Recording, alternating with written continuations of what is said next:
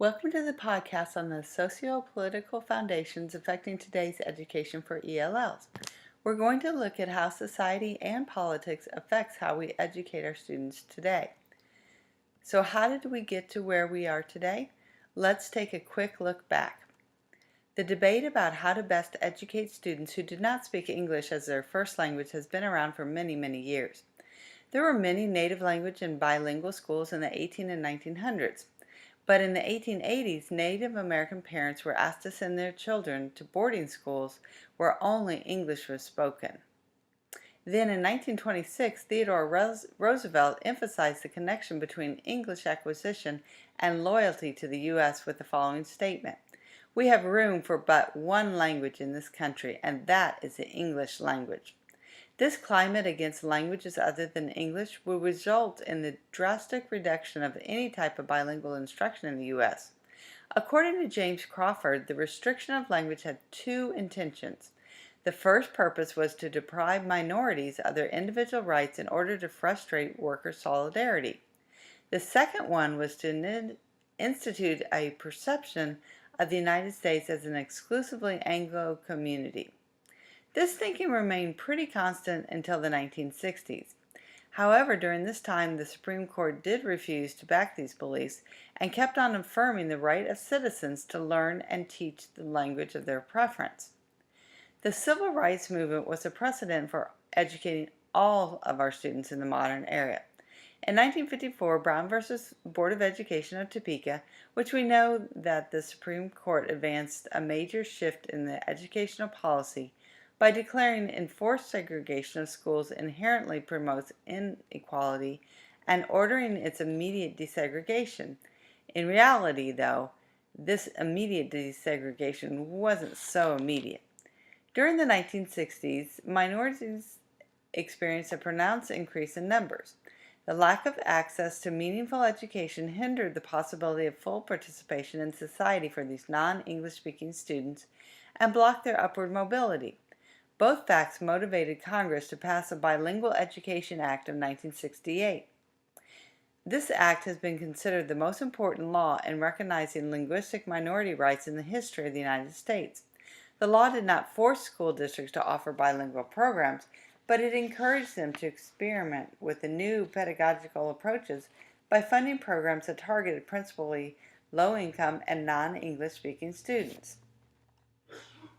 Now let's look at some of the important court cases. In 1974, a group of approximately 800 Chinese students in the San Francisco area raised a case of discrimination against the school district. These non-English speaking students argued that they were left to sink or swim by being taught exclusively in English, a language that they could not yet fully understand.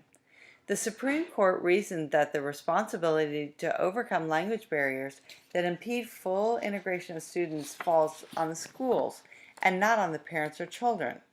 Otherwise, there is no real access for these students for a meaningful education. It reinforced the mandate that it's a school district's responsibility to provide the necessary programs and accommodations to children who do not speak English. In this case, the law ruling did not mention any specific remedies, it just mentioned appropriate action. So in 1978, yet another court case, Castaneda versus Pickard in Raymonsville, Texas, near the Brownsville area, brought to the forefront the issue of quality education. Districts were not only to have programming for the EL student, but it must be a quality program. There were 3 requirements established to define what appropriate action meant when implementing programs to help language minority students overcome language barriers.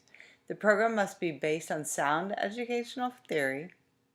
Once a program has been developed, then there must be sufficient resources and personnel to implement it fully, and it must prove to be effective in teaching students English.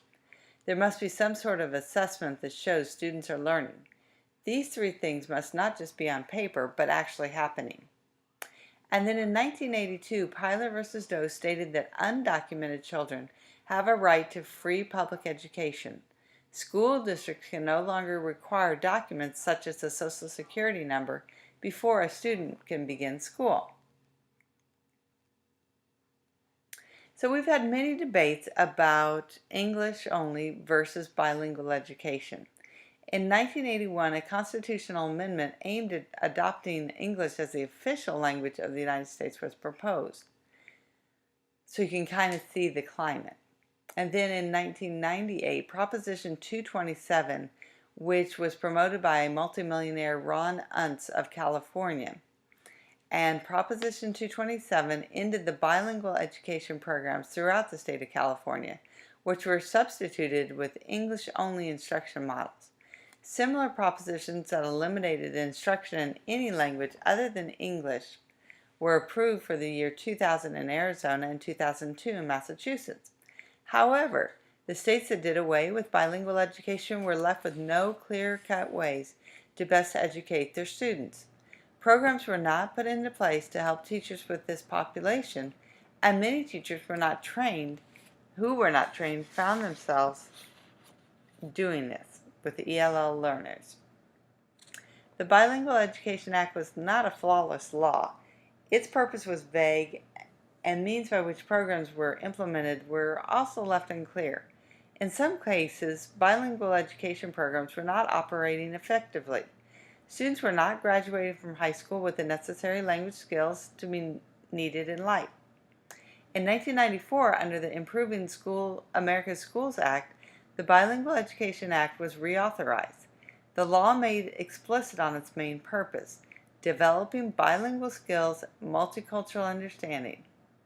For the first time, bilingual education was not only considered a resource to help immigrants become fluent English speakers, but also a potential asset to improve the country's prospects, a way to develop our nation's national languages, resources, thus promoting our nation's competitiveness in a global society.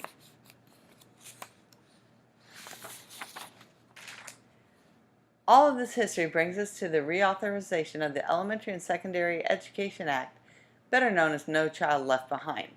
Although President Bush usually gets the credit, or blame, whichever way you want to look at it, for this act, it really was a bipartisan agreement. People normally have pretty strong opinions about NCLB. However, one of the positive things that it did do was to bring ELs to the forefront of people's thinking as they were part of their own subgroup. Of course, there are several downsides of this also. ELs were required to take the state assessments in math during their first year of attendance. Their scores wouldn't count, but it did count for participation. After 1 year in the U.S., scores did count for all assessed subjects. Schools were held accountable for improving academic achievement and graduation rates. So around 2010, we started hearing about the Common Core State Standards and the Next Generation Science Standards. They were written drafts, feedback was gotten, and then came out with the standards that we know today. And even with that, each state can have a little bit of take on their own. So we know that all domains of language are recognized and included in No Child Left, the Common Core. But it says that EL should be taken into account, but it doesn't give any firm guidelines on how to do that. So we know more professional development is needed in that area. That brings us to the ELPA 21 that you see right on the left-hand side of your screen. I'm not going to talk much about that, but that's the language proficiency assessment that we use now in the state of Kansas, and you'll learn more about that in your assessment class.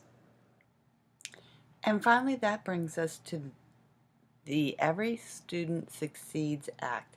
It was passed on December 10th, 2015 and signed into law. So what does this mean for English learners? As a whole, it seems to be more sensitive to ELs. There's a little more flexibility in testing. States can adopt a 3-year option. The first year, students do still have to take the test, but again, only for participation. And the second year is based on a growth model and looking at the progress that the students have made.